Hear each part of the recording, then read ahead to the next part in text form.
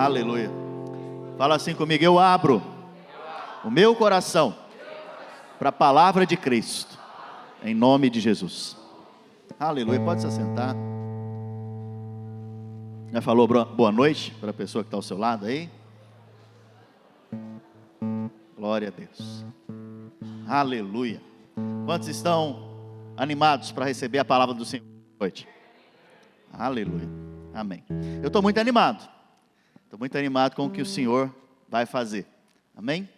Com o que o Senhor vai ministrar ao seu coração. Eu gosto muito de uma passagem em que a Bíblia fala sobre Boaz e Ruth. Boaz é uma figura de Cristo. Ruth é uma figura da igreja. E a Bíblia fala que quando Boaz falou a Ruth, ela responde dizendo: como alguém fala assim ao meu coração? Você falou ao meu coração. Da mesma maneira hoje o Senhor Jesus tem falado ao nosso coração. Então o meu alvo é que quando eu compartilho a palavra do Senhor com você, não a casca da semente tem alguma importância, que sou eu, mas a semente, que é a palavra, possa vir ao seu coração e falar ao seu coração, e você ser edificado nessa noite, amém? Glória a Deus. Só um breve resumo do que nós falamos, que eu estou chamando de aula, seminário. No último dia, na última terça-feira, nós falamos sobre o véu. Eu espero que hoje o véu já tenha caído sobre a sua vida, e você pode agora ver perfeitamente Cristo por meio da palavra. Então, o véu nós vimos que representa a lei. Vocês lembram disso? O véu representa a lei. A Bíblia fala do véu que estava sobre a face de Moisés. Por que Moisés colocou o véu? Porque a glória que brilhava na face dele ia se perdendo. Para esconder, então, ele colocou um véu. O apóstolo Paulo pega desta alegoria e faz dela uma doutrina, um ensino para nós. Ele nos ensina o quê? Que o véu é a lei. E se você não tirar o princípio da lei na sua forma de relacionar com Deus, você nunca vai ver Cristo. E se você nunca ver Cristo, você não pode ser transformado. Ninguém aqui duvida que a salvação é pela graça. Alguém duvida disso? Não. A salvação não é pela graça? Nenhuma igreja que se diz cristã prega diferente. Todas as igrejas pregam que a salvação é pela graça. Você não vê nenhuma igreja cristã falando: olha, para você ser salvo, você tem que ir ali e pagar uma promessa. Você já viu alguma igreja cristã, evangélica, falando um negócio desse? Não. Se fala isso, não é igreja cristã evangélica, não é uma igreja que segue a palavra. Então, você não vê isso, mas o que você muitas vezes vê é Cristo, a salvação por Cristo é pela graça, mas agora, o caminhar, agora que você nasceu de novo, não é só pela graça, é pelas suas obras também, é também por aquilo que você faz. Então, se você obedece os mandamentos da lei, você é abençoado. Isso é uma mistura. Quando essa mistura acontece, infelizmente, nós vemos que a graça não opera mais na vida desse irmão ou irmã. Olha, a Bíblia fala lá em Colossenses, da maneira que você começou a sua jornada em Cristo, permaneça. Em outras palavras, você foi salvo de que maneira? Pela graça. Que jeito você tem que permanecer então? Pela graça. Então, quando você resolve colocar Cristo mais alguma coisa, o que você está dizendo? Cristo não é suficiente. Quando eu coloco Cristo mais a minha obediência para Deus me aceitar, para Deus me amar, para Deus me abençoar, então nós temos um problema aqui. O problema é que Cristo não foi suficiente. E se Cristo não foi suficiente, vamos rasgar a Bíblia, vamos embora para casa que está todo mundo perdido. Entende? Então, Cristo, a obra dele foi completa na cruz do Calvário. E se ela foi completa na cruz do Calvário, essa é a nossa esperança, que podemos então andar em novidade de vida. O que é isso? Você pode todos os dias, a cada minuto, a cada segundo, ter expectativas de coisas boas que vão acontecer com você, porque o seu Pai está preparando coisas boas para você. As circunstâncias não definem o amor de Deus por você. As circunstâncias lá fora não vão definir o quanto Deus te ama. O que define o quanto Deus te ama é os cravos ali na cruz, nas suas mãos. É Ele crucificado, ali está a prova cabal. Deus me ama. Circunstâncias não determinam o amor de Deus sobre mim.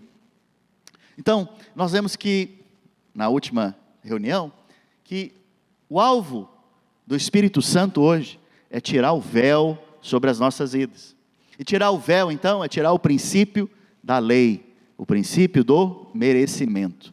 Qual que é o princípio do merecimento, para ficar claro para você? Não é difícil de entender a lei, irmãos. A lei, você vive ela normalmente. Por quê? Porque o mundo é regido por meritocracia. O que é meritocracia, pastor? Meritocracia é o seguinte, vou resumir desta maneira para você. Quantos aqui trabalham? O que você espera no final da semana ou do mês? Por quê? Porque você merece. Ai, se o patrão não pagar o salário, não é verdade? Porque de fato você fez o quê? Trabalhou, sim ou não? Sim. O problema é que muitas vezes nós queremos relacionar da mesma maneira com Deus. Que maneira, pastor? No princípio do merecimento. Então o que é isso? Então vamos supor que um irmãozinho quer comprar uma casa, aleluia? Então o que ele vai fazer? Esse é o mês que ele vai comprar a casa, ele já está com o dinheiro separado, o financiamento já foi aplicado, a casa já foi olhada, e ele está começando a falar o quê? Deus, me abençoa com essa casa. Então o que ele vai fazer naquela semana? Para Deus abençoar ele, vai orar. O que mais, irmão? Vocês sabem o que vocês vão fazer? Fala para mim. Vai jejuar. Se ele não dizima, vai devolver o dízimo. Aleluia. O que mais? O que ele vai fazer mais? Se tiver uma briga no trabalho, naquela semana ele não briga. Porque ele está se santificando. Ele está se separando. Por qual motivo? Para ele ser o quê? Abençoado. Para ele chegar no final da semana, que é o fechamento da casa, para tudo dar certo, ele falar o quê? Senhor, eu orei, eu jejuei, eu me santifiquei, me dá a minha bênção, me dá meu salário aqui. Esse princípio de relacionamento é qual princípio? Merecimento, lei. Deixa eu te falar uma coisa, normalmente você faz isso, ou nós fazemos isso, por quê? Porque nós estamos confiando em nós mesmos. Mas deixa eu te dizer uma coisa, a Bíblia fala que todos os homens fizeram o quê? Pecaram. Se todos pecaram, que glória você tem? Nenhuma. O Senhor Jesus, Ele fez uma obra tão poderosa na cruz, que no final desta obra, Ele disse uma frase muito poderosa. Alguém lembra a frase que Ele disse? Está consumado, está encerrado. O que Ele estava dizendo nesse momento? Ele estava dizendo o seguinte, não é eu, ou seja, minha obra, mas a sua. É minha obra e ponto final. Agora você recebe o que eu fiz e vai viver as bênçãos que eu separei para você. Então você hoje não pode estar conquistando mais as bênçãos de Deus. Primeiro ponto. Segundo ponto, você não pode estar hoje conquistando o amor de Deus. Porque o outro pensamento que também surge em quem crê dessa maneira, é que Deus me ama hoje se eu me comportar bem. Amanhã, se eu não me comportar bem, o que Deus vai fazer comigo? Descer a lenha, aleluia. A lenha do sacrifício, né? É te sacrificar. Não, então você percebe que quem crê dessa maneira, ele vive uma vida muito terrível. Ele vive uma vida muito oprimida. O tempo inteiro ele está em dúvida se Deus ama ele ou não ama ele. Por quê? Eu pergunto para você, todo mundo se comporta bem toda hora? Não. Graças a Deus você tem espelho na sua casa. Olha, irmãos, você vai pisar na bola. Você vai em algum momento pisar, uma expressão que brasileiros usam, no tomate. Você vai em algum momento fazer algo errado. E a questão é, nesse momento, o que vai acontecer? O que você vai pensar se você crê que é pelo merecimento que você pode ser amado ou abençoado por Deus? O que você vai crer nesse momento? Que Deus está zangado. Alguém já creu ou ainda crê que Deus esteve zangado ou está zangado com você? Pode levantar a mão inclui todo mundo aqui, não tem nenhum que vai ficar de fora. Criei, por isso falei. Sabe, isso tudo tem a ver com a sua fé.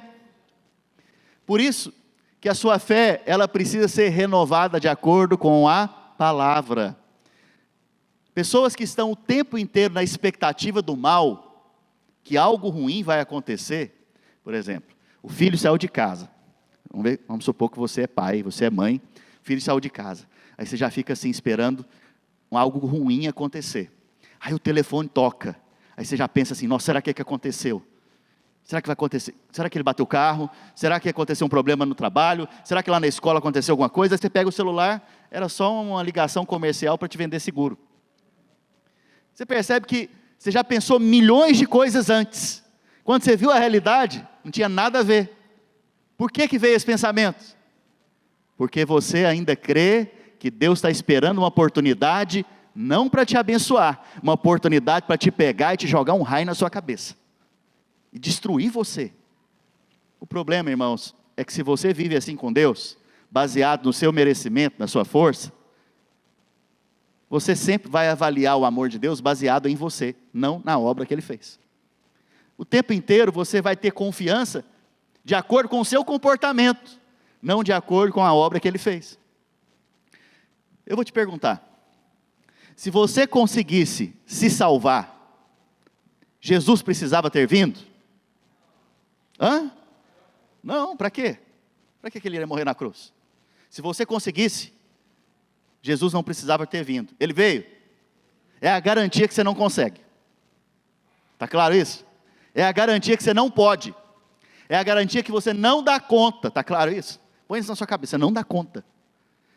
Porque você não dá conta, porque você não consegue se salvar. Então, o que você tem que confiar agora? Que o que Ele fez está consumado, está completo, está realizado e é suficiente para Deus me amar, me abençoar, me aceitar, relacionar comigo, eu ser aceito diante dEle. Você crê que o que Jesus fez na cruz é suficiente? Então a partir daí agora você vai relacionar com Deus. A partir desta base, a partir desta fé, dessa crença correta, em que o que Jesus fez foi suficiente, e o amor por você não pode mudar, aí você vai relacionar com Deus. Se você assim relaciona com Deus, o que vai vir no seu coração a partir daí? Fé. Por quê? Se não é baseado em você a fé, é baseado nele, a fé em você vai crescer. E vai te dar tanta ousadia, que você vai ter ousadia para pedir coisas que você não pedia antes, para experimentar de coisas que você não experimentava antes. E sabe o que mais? Você vai ficar tão constrangido com esse amor de Deus, tão constrangido com a obra que Jesus fez por você, que você vai falar o seguinte: não, eu tenho até a oportunidade de pecar aqui, mas eu não vou pecar porque eu não quero de forma alguma sair debaixo dessa cachoeira de graça que Deus tem para a minha vida. Eu não vou viver no pecado porque já não combina mais comigo, não tem nada a ver com a minha natureza. Eu fui tão amado, fui tão perdoado, para que eu vou voltar para essa loucura? Entende? Então você vê que a base muda. A base não é eu fazer algo para merecer algo. A base é, eu recebi de graça. E porque eu recebi de graça, agora eu tenho ousadia para ser filho. Deixa eu te perguntar. Quando o filho nasce, ele trabalha pela herança que ele tem? Não, ele não trabalha. Ou a gente fica falando para ele, olha, se você trabalhar, meu filho, você vai herdar essa casa aqui. É assim? Se você trabalhar, o carro do papai, quando o papai morrer, vai ser seu. É assim? De forma alguma. Herança é uma das maiores expressões da graça. Por quê? Outro trabalhou, outro conquistou, outro foi lá e fez, e alcançou, esse outro aqui entenda-se, Cristo Jesus. E aí, esse outro pegou tudo que ele fez, tudo que ele conquistou e deu para quem? Para os filhos. Quem são filhos aqui? E filho recebe herança de graça. Entende? Então, assim é o nosso relacionamento com Deus. Por isso você pode ter ousadia hoje para orar. Porque quando você se apresenta diante de Deus, não é de acordo com a sua própria justiça. É de acordo com a justiça de Cristo, que inclusive a Bíblia fala que é um dom. O que é um dom? Dom é a mesma palavra para presente. Presente você não trabalha para ter. presente você ganha. Então, olha que interessante, Deus pegou a justiça dele e colocou em você. Isso é maravilhoso. Então, o que te separava antes de Deus? Fala comigo, o pecado. O pecado te separava de Deus. O pecado fazia separação entre você e Deus. Mas na cruz o Senhor Jesus resolveu o problema dos nossos pecados? Sim ou não? Fala assim, sim. Sim, sim. Por isso a Bíblia mesmo afirma, não há mais condenação para aqueles que estão em quem? Em Cristo. Então, se não há o problema mais do pecado, a separação por causa da natureza pecaminosa e por causa das obras de pecado que nós tínhamos, porque Cristo Jesus levou todas elas na cruz, agora nós fomos reconciliados com Deus. Pastor, mas isso foi no dia que eu converti. Eu pergunto para você, Deus, em Cristo Jesus, pagou o preço pelos seus pecados no dia que você converteu ou no dia que Ele morreu na cruz? Então não tem nada a ver com o dia que você converteu. Próxima pergunta. Quando Ele pagou o preço pelo seu pecado, você existia? Não, não existia. Então Ele pagou o preço pelos seus pecados passados. No caso de Jesus era tudo futuro, não era verdade? No ponto de vista do Senhor Jesus era tudo futuro. Mas no seu caso Ele pagou passado, presente e futuro. Então Ele resolveu o problema do pecado? O que te separa de Deus hoje? Nada. Nada nos separará do amor de Deus que está em Cristo Jesus. Então, hoje você pode ter ousadia, intrepidez, para orar, para pedir, para buscar, e você vai ser respondido. Você vai ser respondido com a voz que vem do céu sobre a sua vida. Você vai ser respondido com aquilo que você clamar e pedir. Você vai ser respondido. Agora eu te pergunto, depois de você ouvir isso, te dá vontade de orar? Ou dá vontade de você correr de Deus? Orar, se aproximar, porque a obra de Cristo te aproxima do Pai. A obra da lei te faz correr de Deus, porque a lei te mostra Deus para você como um juiz que quer te punir.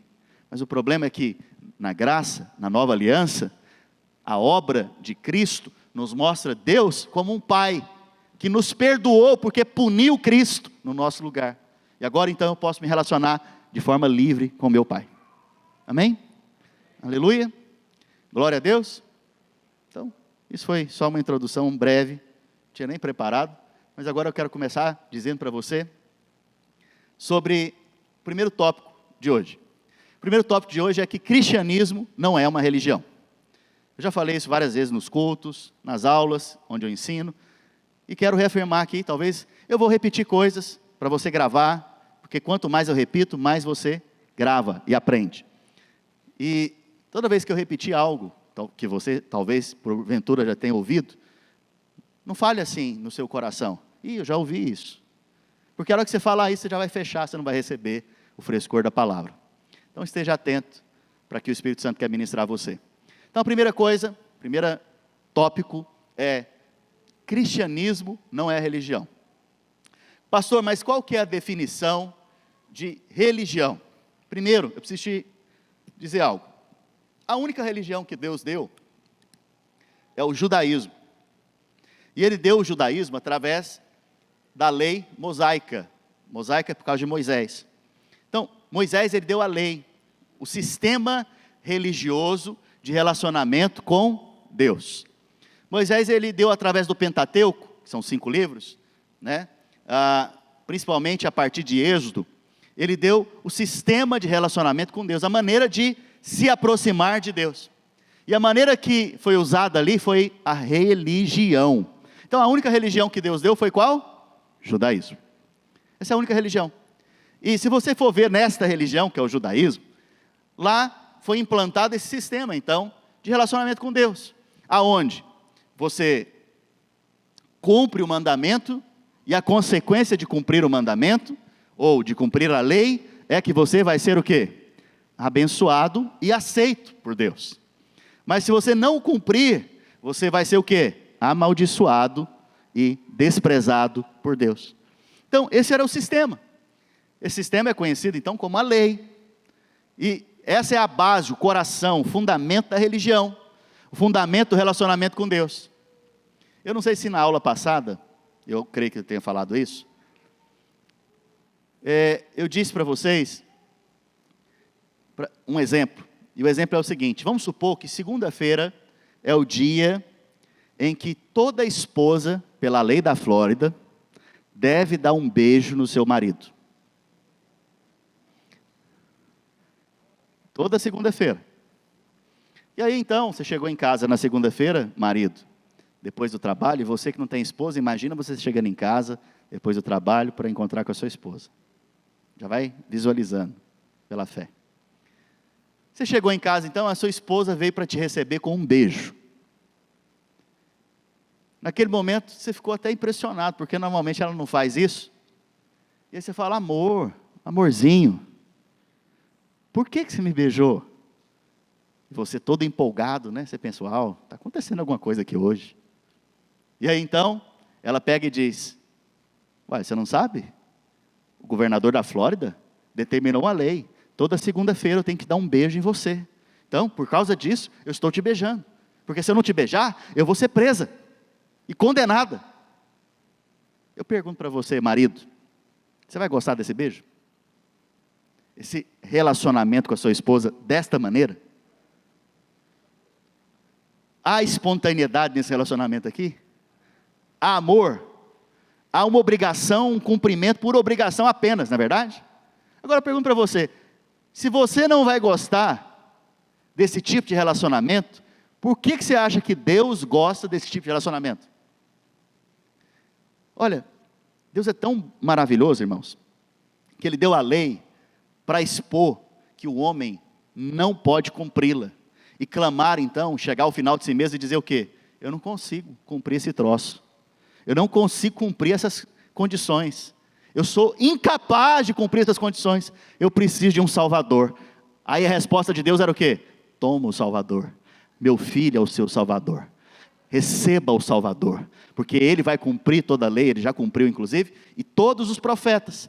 E quando Ele fizer isso, você está qualificado para se relacionar comigo de forma espontânea. E é interessante que, como eu disse, o Evangelho e Deus é tão maravilhoso, porque depois que você tem a experiência com Deus e com o Evangelho, o que acontece? É como se você fosse a esposa, e agora você não vai beijar porque tem uma lei, você vai beijar porque você quer estar próximo do seu marido, você vai beijar porque você está encantada com aquele marido, você está encantada com aquele homem, né? Você quer beijar porque você quer estar próximo o tempo inteiro dele, e você quer agradar, porque você foi tão amado, paparicada, né? Não sei se você conhece a palavra. Você foi tão cuidada, tão amada, né? Que você fala: não tem como, esse homem me ama demais, eu tenho que beijar esse homem. Esse beijo, você acha que Deus está aceitando? E você? Você que é marido? Sim ou não? Oh, aleluia. Claro que está. Então, você percebe que quando o Senhor Jesus é enviado, é para mudar o tipo de relacionamento que o homem tinha com Deus. Então a base de tudo é o relacionamento. Veja, cristianismo não é religião, porque a religião é um sistema de relacionamento com Deus baseado no merecimento. Cristianismo não é religião, porque não tem nada a ver com merecimento. Afinal de contas, você não merecia ser chamado filho de Deus. Afinal de contas, você não merecia ter a experiência de estar com Deus habitando dentro de você. Você não merecia ter o Espírito Santo dentro da sua vida. Você não merecia nenhuma das bênçãos de Deus. Você não merecia nada. Na verdade, eu e você, merecíamos o inferno. Algumas pessoas me perguntam: pastor, e aí, como é que você está, pastor? Eu gosto de brincar dizendo o seguinte: eu estou melhor que eu mereço. Por quê? Porque eu mereci o inferno. Hoje eu estou melhor do que eu mereço. Todos nós estamos melhores do que merecemos. Por isso, cristianismo não é religião. Cristianismo não é religião também, por quê? Porque a religião é o homem querendo chegar até Deus. É o homem fazendo e criando condições e trabalhando para que em algum momento ele possa chegar até Deus. Só que o céu é longe demais para o homem chegar lá. É um abismo muito grande para o homem conseguir chegar no céu. É impossível para o homem. Deus, sabendo disso, antes mesmo de você pedir, Ele já enviou a provisão. Que é quem? Cristo. E a Bíblia diz lá em Filipenses o quê? Se você quiser abrir sua Bíblia, Filipenses 2,5. Tem de vós o mesmo sentimento que houve em Cristo Jesus. Pois Ele, sendo Deus, subsistindo em forma de Deus, não julgou como usurpação ser igual a Deus, ou ser tratado como Deus, apesar dele ser Deus. Antes, a si mesmo se esvaziou, assumindo a forma de servo, de homem, tornando-se em semelhança de homens, e reconhecido em figura humana. A si mesmo se humilhou, tornando-se obediente até a morte, e a morte de cruz. Então, o que Deus fez? Ele envia o seu Filho, sendo Deus, mas envia o seu Filho, se esvaziando de ser como Deus, assumindo a imagem de carne e sangue de homem. Para quê? Porque era impossível que você fosse até o céu. Então o que Deus fez?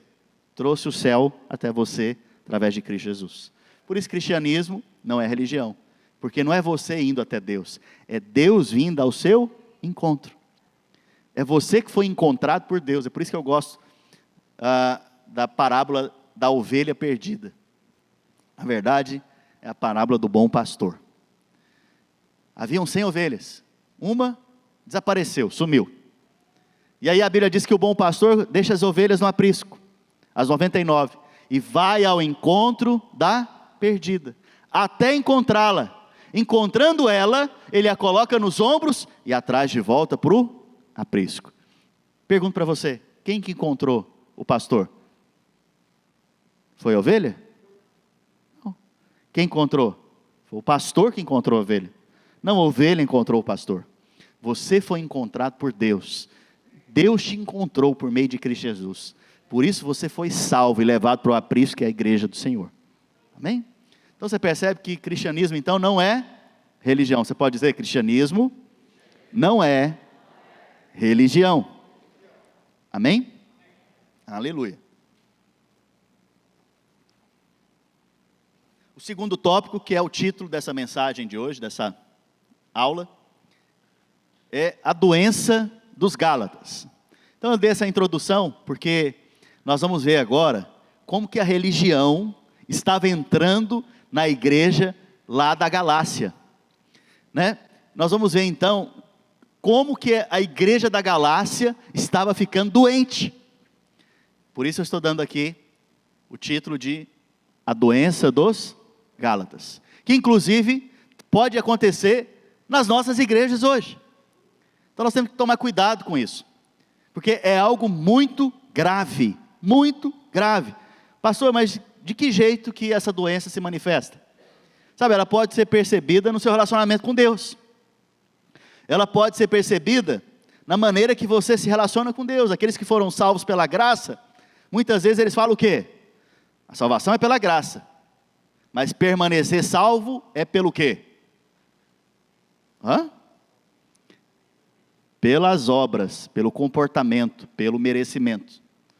Então, quando eu faço isso, eu estou agindo como os Gálatas. Eu estou misturando o quê?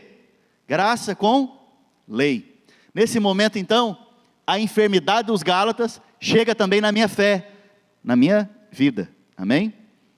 Então, por causa disso, muitos sentem que por um momento Deus está zangado com eles. Então, se você já sentiu que Deus está zangado com você, provavelmente você está debaixo dessa enfermidade.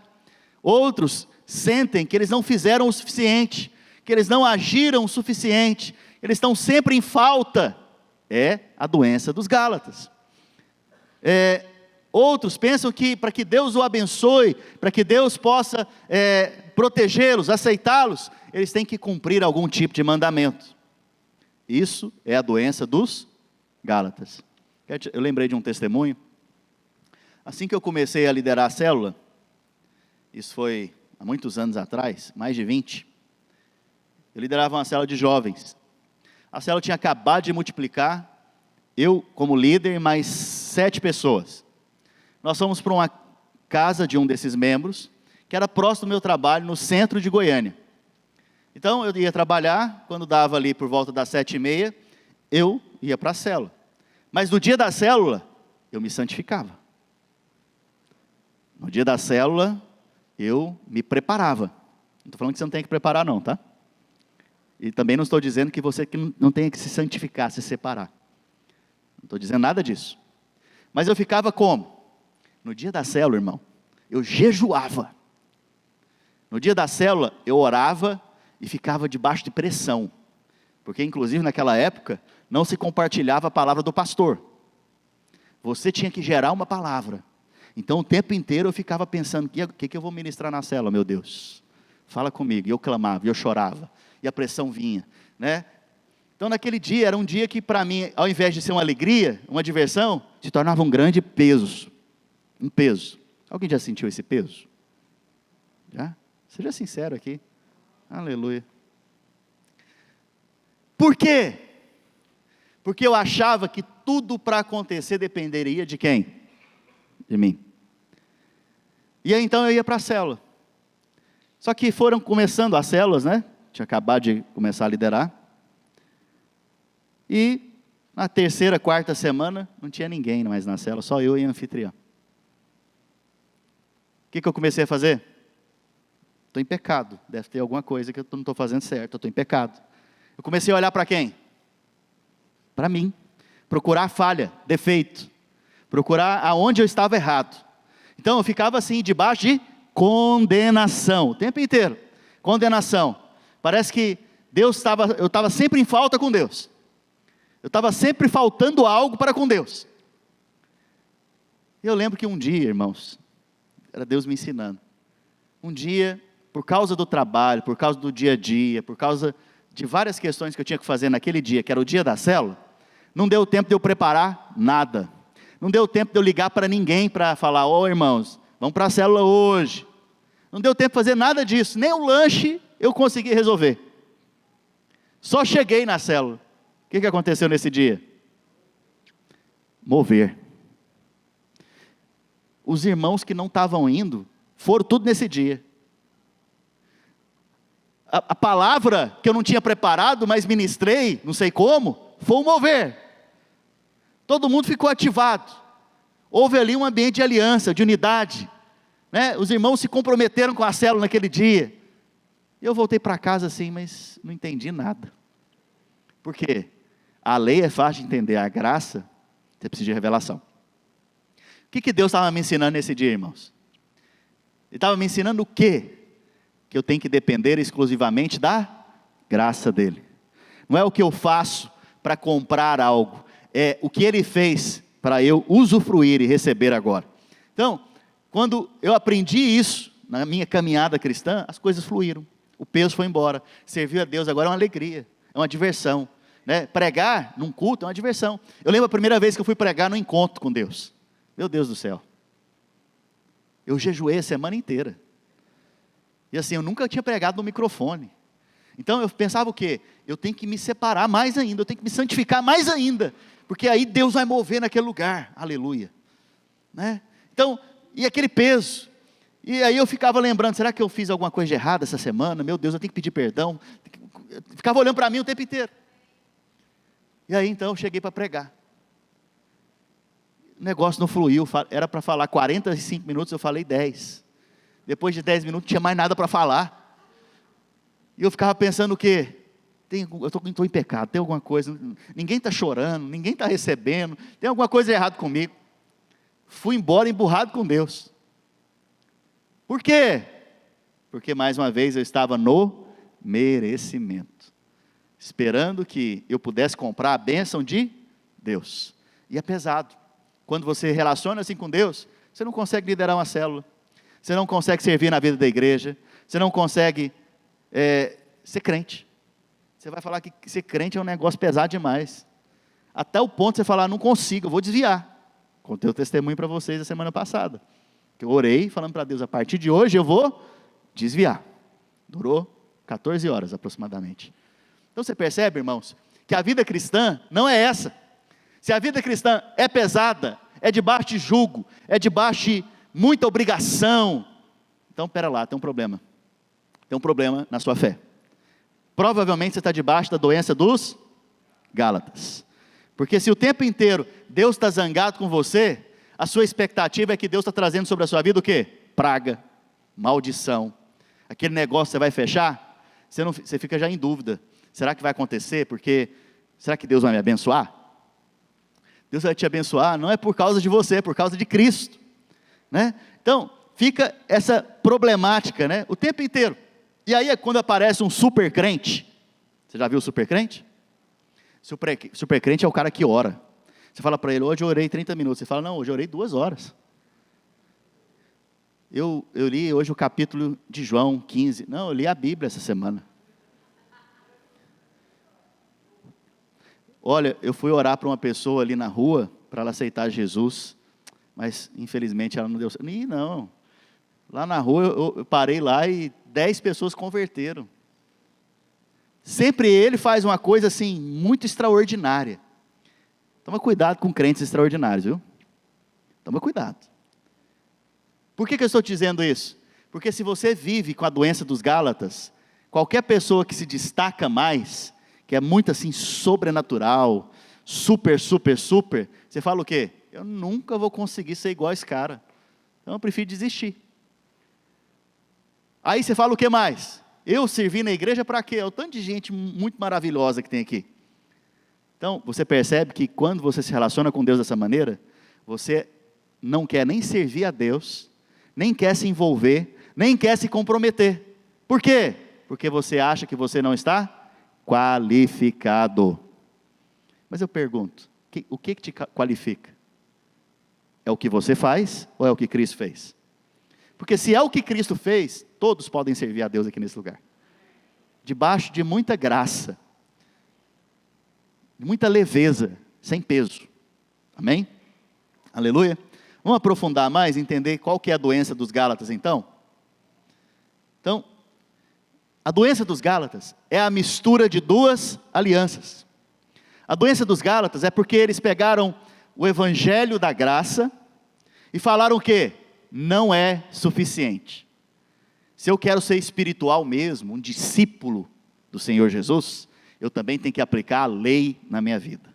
Então, eles começaram a viver também pela lei. Sabe uma coisa que eles faziam lá? A Bíblia fala que eles passaram a circuncidar-se. Circuncisão era um mandamento, era uma ordenança da lei. A circuncisão é tirar um pedaço da pele. Quem ouça, entenda. Então eles passaram a fazer isso. O apóstolo Paulo, sabe o que ele falou? Quem se circuncidar tem que obedecer todos os mandamentos. Opa, espera lá. Então presta atenção. Alguém aqui lembra todos os mandamentos? Não. Então está enrolado esse povo aqui. Porque se ele circuncidou, ele tem que obedecer todos os mandamentos. Então um detalhe. Os mandamentos é igual um colar de pérola. Se você falhou em um, você bombou em todos. Colar de pérola, se ela arrebentar uma, vai cair tudo. Então, esse povo estava enrolado. E se você não obedece o mandamento e vive por ele, o próximo resultado é maldição na sua vida. Eu pergunto, qual que é superior então? A obra de Cristo ou a sua obra através dos mandamentos? A obra de Cristo. Porque se você não foi salvo da lei, meu filho, a Bíblia fala que nós fomos salvos da maldição da lei. Para que você quer voltar para esse lugar? Você já foi salvo dela. Entende? Então os Gálatas estavam misturando lei com graça. E lei com graça, irmãos, é igual óleo e água. Não se mistura. Não se mistura. E aí então, eu quero fazer um paralelo aqui com você. Tem 2 igrejas. A igreja de Corinto, não é dos corintianos não, é de Corinto. E a igreja dos Gálatas. Olha só. O mesmo apóstolo fala para as 2 igrejas. O apóstolo Paulo é o apóstolo da graça. Ele é conhecido como apóstolo da graça. Deixa eu te perguntar. Vou falar da igreja de Corinto agora. Eu sou membro da igreja de Corinto e vou te convidar para a igreja de Corinto. Amém? Só um exemplo, tá? A nossa igreja não é a igreja de Corinto não, amém? Mas é só um exemplo. Olha, eu quero te convidar para ir na minha igreja. Lá na minha igreja, os membros lá de vez em quando, durante a semana, eles vão para os templos que tem aqui pagão, sacrificar para os ídolos e dormir com as prostitutas que tem no templo.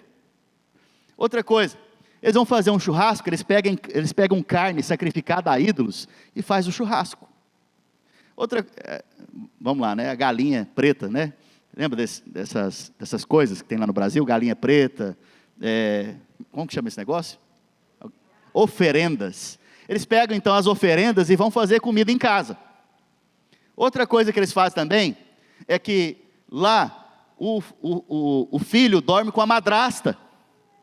E é normal, está todo mundo sabendo, não tem problema nenhum. Outra coisa que faz também lá, além deles dormir com as prostitutas cultuais que ficam nos templos, na hora da ceia, eles tomam vinho e embriaga. E eles chegam com fome lá para comer, e aproveita e já janta o pão. E na hora do culto, está todo mundo falando em línguas. O pastor sobe lá na frente e fala em línguas, o culto inteiro, ninguém entende nada. Vamos para a minha igreja? Alguém quer ir para essa igreja? Hã? Fala a verdade. O que vocês vão falar com essa igreja? Na verdade, vocês vão falar que não é igreja. Esse povo não é crente, não. É ou não é, irmãos? Essa é a igreja de Corinto. Ok? Essa é a igreja de Corinto, amém? A igreja dos Gálatas. Os Gálatas, eles foram alcançados pelo evangelho e pela graça. E aí chegaram uns judaizantes lá, um povo que era religioso, seguia a lei. Eles falaram, olha, Cristo não é suficiente. Vocês têm que também ter Cristo e mais o mandamento. Vocês têm que cumprir o mandamento. E aí então, eles começaram a viver dessa maneira. E eu vou te convidar agora para ir para essa igreja. Qual que é a igreja que você escolheria? Essa ou essa? Seja sincero. Aqui só pôs o mandamento. Aqui é só para cumprir o mandamento. Cristo, ok, Ele te salva. Mas agora para você viver com Cristo, você tem que cumprir os mandamentos. E de cá, é o povo imoral, povo bagunçado, é um povo terrível. Qual igreja que você iria escolher para você cultuar a Deus?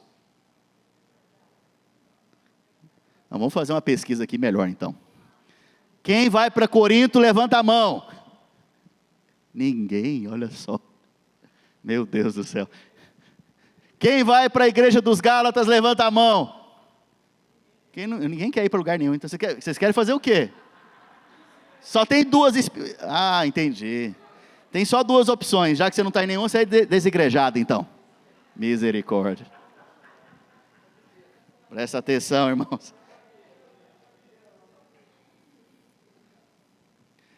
Presta atenção. Olha que interessante.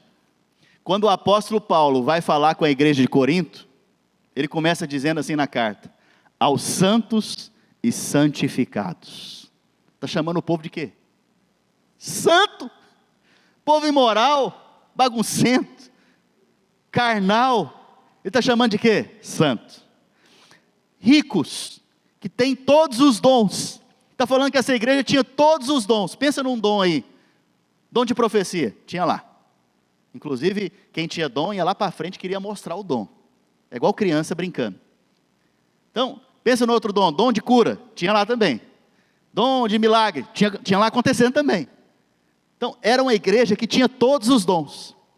E ele começa a carta falando de forma mansa. Falando de forma branda com esses irmãos. Agora, como que ele começa a carta para os... Como que ele fala com os Gálatas, na verdade? Gálatas capítulo 3, verso 1. Ó Gálatas insensatos, quem vos fascinou a vós outros? Ante cujos olhos foi Jesus Cristo exposto como crucificado. Olha como que ele fala para os coríntios. Sempre dou graças a Deus, ao meu Deus, a vosso respeito.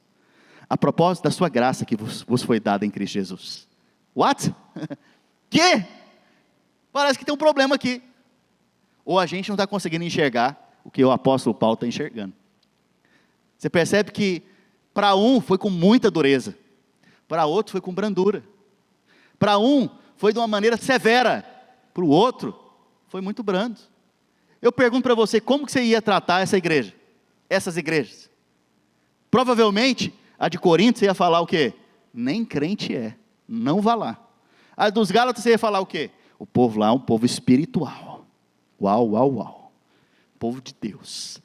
Mas você percebe que o apóstolo Paulo vem para estas igrejas agora, ele pega a igreja de Gálatas E, em outras palavras, está chamando eles de estúpidos.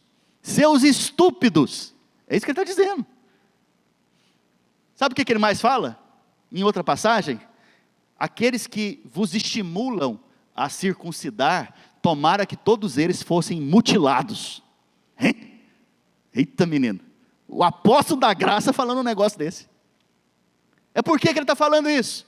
Porque o que os Gálatas estão fazendo, é muito mais sério do que os Coríntios estão fazendo. Eu não estou dando aqui falando para vocês, que você tem que fazer o que os Coríntios fazem. Mas eu estou mostrando para você a gravidade das coisas. Os dois estão com um problema aqui. Só que parece que para cá tem solução. Para cá parece que o negócio está sério. Vocês estão comigo, gente? Então vamos entender? Então por que tanta dureza? Porque a nossa conduta é fruto da nossa fé. O nosso comportamento então é fruto da minha fé. Se eu tenho uma fé correta, eu vou me comportar de que maneira? Correto. Se a minha fé é errada, é distorcida, meu comportamento também vai ser distorcido. Então, nossas ações são fruto da nossa fé. Por isso que nós precisamos ter cuidado com o quê? Com aquilo que nós recebemos como ensino. Aquilo que nós recebemos como verdade. Porque a verdade que nós tomamos para nós, se não for a verdade do Evangelho, for outra verdade que de fato não é verdade, é mentira, isso vai afetar o seu comportamento. Você sabia que por detrás de cada pecado, existe uma mentira que você acredita?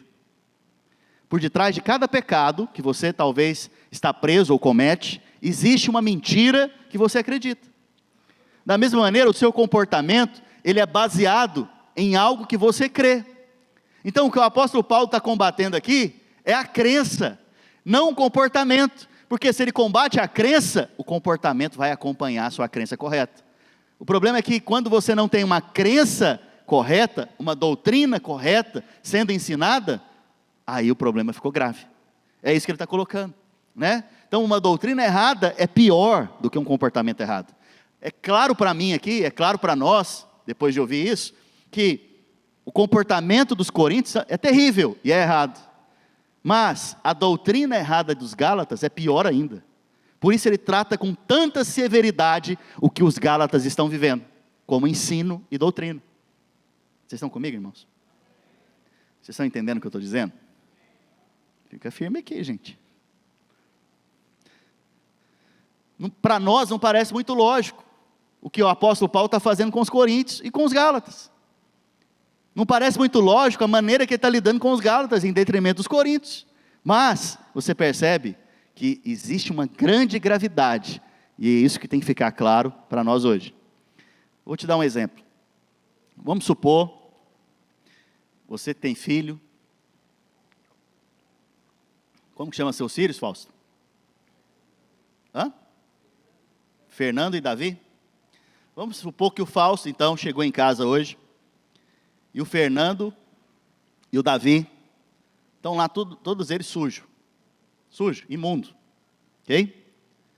Nesse momento que eles estão imundos, rolaram no barro, né, brincando, eles estão sujos e ainda fedendo. E eles estão lá, papai, eu não quero tomar banho não, eu gosto de brincar no barro. Lá na casa do Fausto tem água, tem chuveiro. Para resolver o problema, o que ele tem que fazer? Só dar um banho, não é verdade? Sim ou não? Essa é a igreja de Corinto. Estava rolando no barro, estava todo mundo sujo. Eu esqueci de falar algo aqui, irmãos. Lá na igreja de Corinto, fica firme, dorme não, dá uma cotovelada aí. Lá na igreja de Corinto, eu esqueci de falar isso, se um irmão tivesse um problema com o outro no louvor não dá problema, né, irmãos? No louvor da igreja. Sabe o que eles faziam? Eles não iam falar com o pastor, não. Eles iam no juiz da cidade processar o irmão. Você vê que a coisa era grave. Se um tivesse pegado dinheiro emprestado com o outro, eles não iam resolver lá com o líder da célula ou com o pastor, não.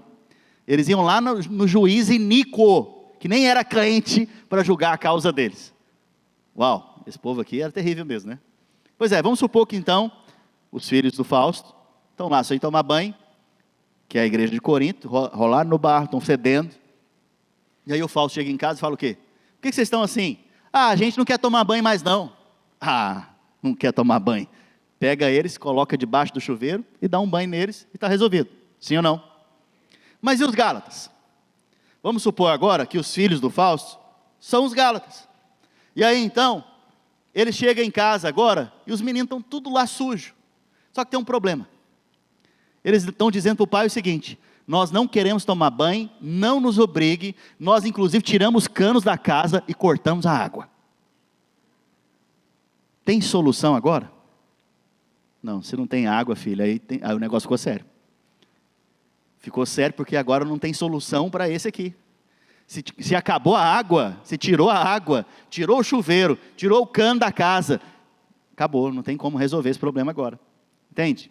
Então o que os Gálatas estavam fazendo? Diferente dos coríntios.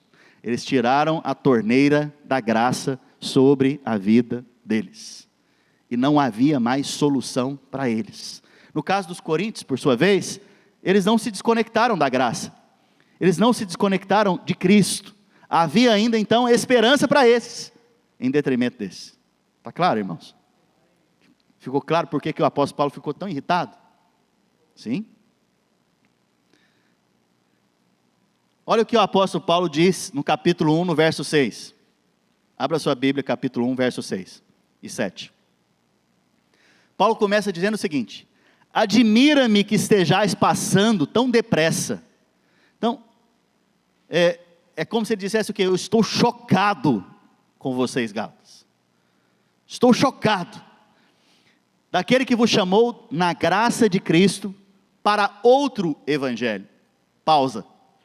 Ele está dizendo aqui que os Gálatas estavam vivendo outro evangelho. Existe outro evangelho? Não, ele mesmo vai dizer depois que não tem.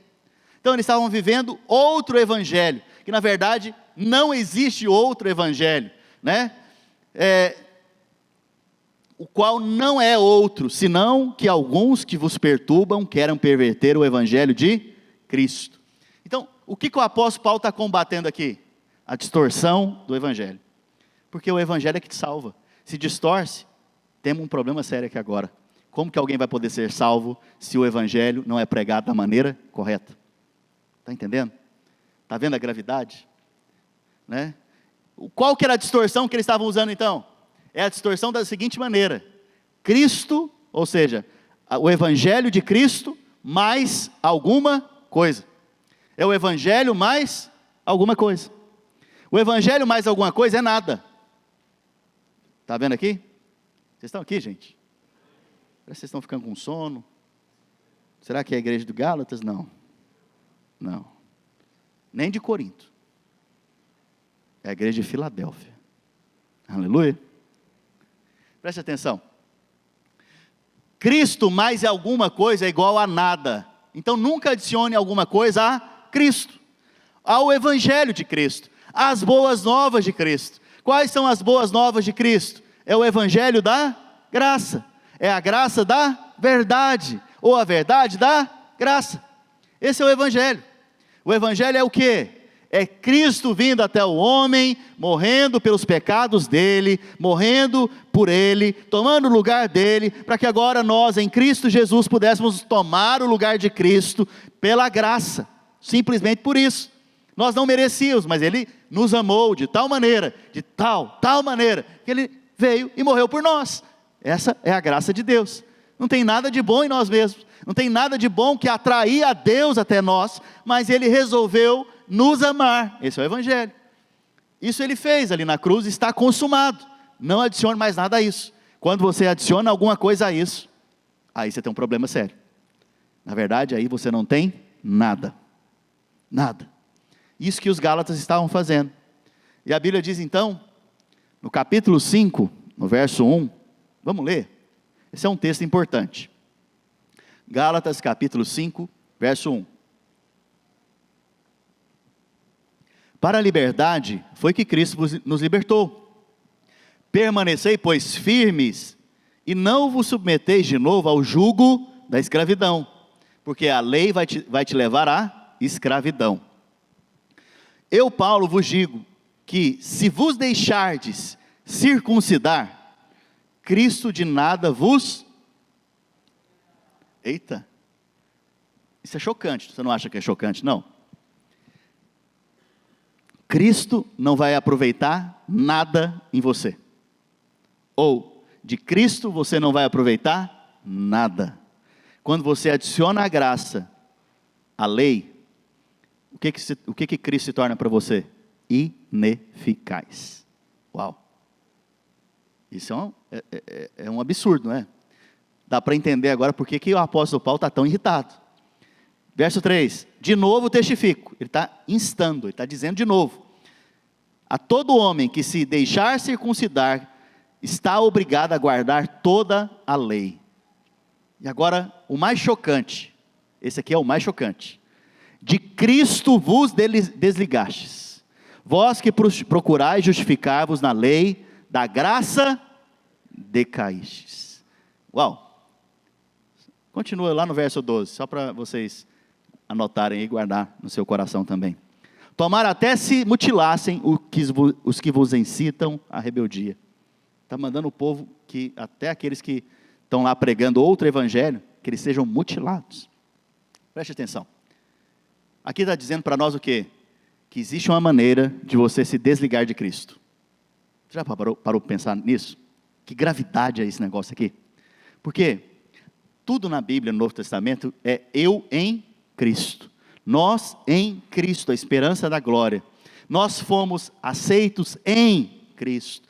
Nós fomos redimidos em Cristo. Mas quando eu coloco a lei no meio aqui da equação, o que acontece? Eu me desligo de Cristo. E Deus não me aceita sem Cristo. Não é uma coisa terrível? Deus não aceita a sua oração sem Cristo. Deus não aceita as suas ações sem Cristo. Deus não ouve os seus pedidos sem Cristo. Quando você coloca a graça mais a lei, a Bíblia está dizendo o quê? Você se desligou de Cristo. Não é terrível? Vocês estão comigo, gente? Para encerrar, para ficar mais claro para você, eu vou fazer uma ilustração que eu acho que vai ficar bem mais claro o que eu estou explicando. E vou falar um pouco do Antigo Testamento. Lá em Êxodo, a Bíblia fala que foi dado para Moisés o tabernáculo.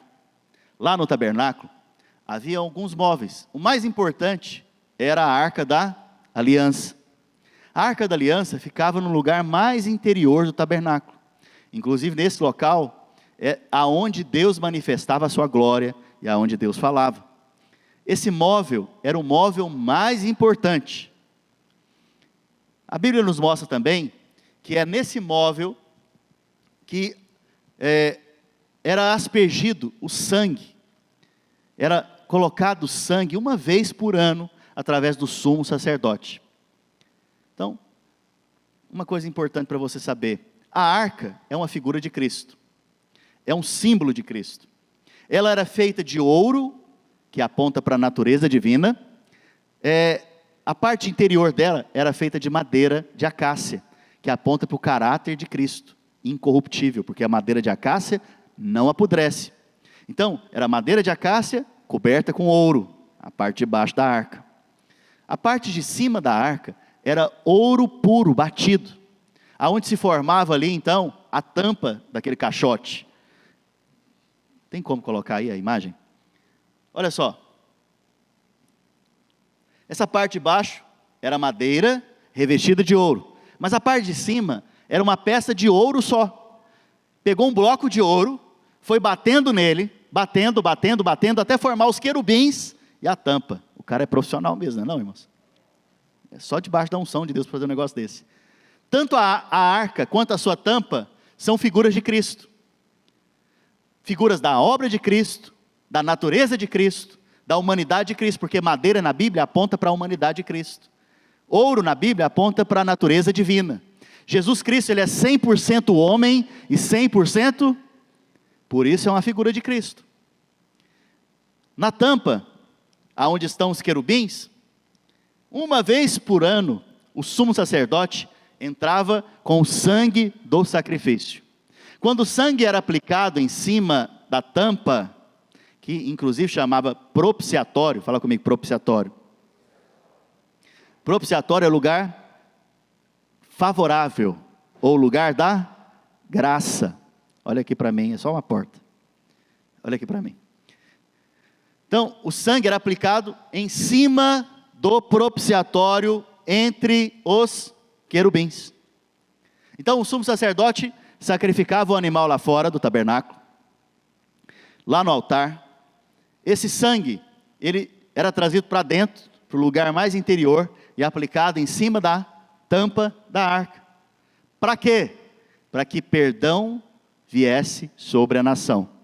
Perdão, inclusive, não para os pecados passados. Perdão para o próximo ano. Perdão para os pecados futuros. E se Deus aceitasse o sacrifício, isso era um sinal que aquela nação seria abençoada naquele ano. Ok? Então, esse era o motivo. Quando o apóstolo Paulo fala, decaíste da graça, quer dizer que a graça está no lugar alto, e quando você decai, você vai cair aonde? No lugar mais baixo, é ou não é? O apóstolo Paulo, ele está tomando como princípio, ou como símbolo, isso aqui, porque o propiciatório era onde era aplicado o sangue. O propiciatório era o lugar do perdão e da graça. Propiciatório, inclusive a palavra original, é um sinônimo de graça. Então a tampa da arca, o sinônimo dela é graça, a palavra é graça, e lá era aplicado o sangue. Inclusive, a Bíblia fala que a voz do Senhor saía daqui, do propiciatório. Isso quer dizer o quê? Que Deus só fala da graça. Deus só fala da graça. Preste atenção, quando você decai de um lugar, é porque você vai para um lugar mais baixo. E o lugar mais baixo da arca, se você for ver, tem, dentro desse lugar mais baixo, 3 coisas. Fala comigo, 3 coisas. Primeira coisa, o maná. Segunda coisa, a lei. Terceira coisa, a vara de Arão que floresceu. Os 3 são sinais do pecado do povo. Não são sinais de bênção. Não são arquivos da bênção do povo. São arquivos de coisas que eles falharam com Deus. O maná, eles rejeitaram. Quando eles rejeitaram o maná, eles estavam rejeitando o próprio Cristo, o alimento que Deus dá, que vem do céu. Eles rejeitaram a lei, que também tem a ver com aquilo que Deus é. Deus, Ele é santo. Eles rejeitaram a santidade de Deus. Eles rejeitaram a lei moral de Deus. E a terceira coisa que eles rejeitaram é a autoridade que Deus dá. Eles rejeitaram a autoridade de Deus, e a vara de Arão está ali, porque a Bíblia fala que, num determinado dia, 12 príncipes se levantaram ali, trouxeram suas varas diante da arca, porque o povo havia reclamado de Arão. Eles reclamaram da autoridade que Deus havia estabelecido. Colocaram as 12 varas diante da arca, e somente a arca, somente a vara seca de Arão, floresceu e deu frutos, para mostrar a maneira que Deus escolhe. Ele só escolhe aquele que floresce e dá frutos. Então, você vê que na parte de baixo da arca está o quê? O pecado do povo e a maldição do povo. Na parte mais alta da arca está o quê? A provisão, o propiciatório, o lugar do perdão, o lugar onde é derramado o sangue, o lugar aonde Deus fala. Quando eu decaio da graça, eu vou cair direto aonde? Na lei, na maldição da lei, e vou receber a condenação dos meus pecados. Então, quando o apóstolo Paulo fala que os Gálatas decaíram, eles caíram diretamente aonde? Na lei, na maldição da lei, e aonde os meus pecados não são perdoados. Eu não falei para vocês que a Arca da Aliança não é um caixote? Se eu coloco essas 3 coisas que representam o meu pecado lá dentro, e tampo ela com a tampa, eu estou cobrindo o quê? Além da tampa, eu coloco ainda o quê? O sangue. O sangue era aplicado lá uma vez por ano. Então, eu estou cobrindo os meus pecados com o quê? Com a tampa e com o sangue. Eu falei para vocês mais cedo que a tampa é uma figura de quem? Cristo. Então, o que foi coberto os meus pecados? Com Cristo. Mas só Cristo? Não, o seu sangue foi derramado para cobrir os meus e os seus pecados. Inclusive a tampa é chamada de quê? Propiciatório, lugar da graça. Cristo é o quê? Graça. Ele é a própria graça. Ele é a própria verdade. João diz o quê? Lá no capítulo 1, verso 17. Graça e verdade vieram.